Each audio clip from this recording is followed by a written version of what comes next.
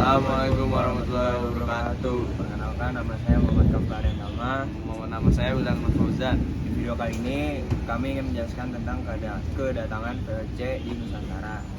Kedatangan mereka disambut baik oleh kerajaan Ternate karena Ternate membutuhkan bantuan Portugis untuk melawan kerajaan Tidore. Ternate pun mengizinkan Portugis untuk membangun sebuah benteng bernama Benteng Sao Paulo.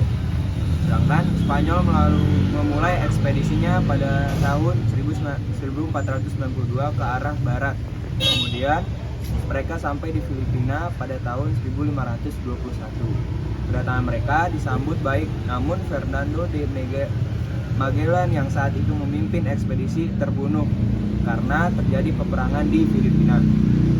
Mereka pun memutuskan untuk melanjutkan perjalanan dan sampailah mereka di Maluku, tepatnya di Tidore.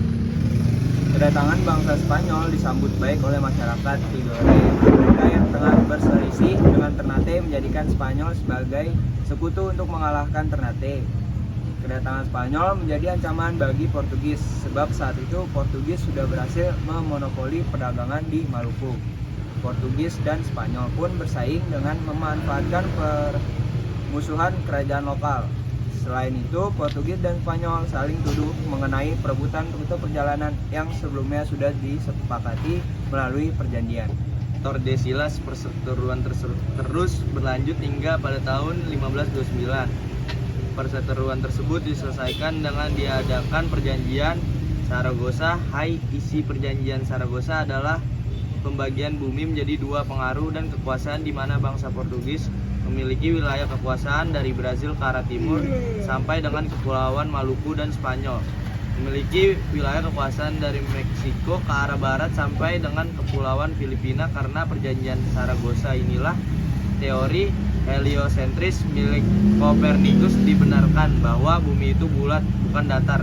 Bangsa Eropa yang ketiga adalah Inggris. Inggris melakukan perjalanan samudra pada tahun 1577. Inggris mengikuti rute perjalanan Spanyol ke arah barat dan tiba di Ternate pada tahun 1579. Bangsa Inggris memborong rempah-rempah dari masyarakat Maluku. Kemudian Inggris kembali melakukan ekspedisi yang kedua. Sebelum sampai ke Indonesia, Inggris berhasil menguasai India dan mendirikan East India Company, sebuah perusahaan dagang milik Inggris pada tahun 1628. Inggris sampai di Indonesia dan berhasil menjalin kerjasama yang baik dengan kerajaan Banten, mengizinkan Inggris mendirikan pangkalan dagang dan benteng. Bangsa Eropa terakhir yang datang ke Indonesia adalah Belanda. Keberhasilan Portugis dan Spanyol dalam melakukan ekspedisi mendorong bangsa Belanda untuk melakukan hal yang sama pada tahun 1595. Belanda melakukan ekspedisi melalui rute timur, tepatnya pada tanggal 23 Juni 1997.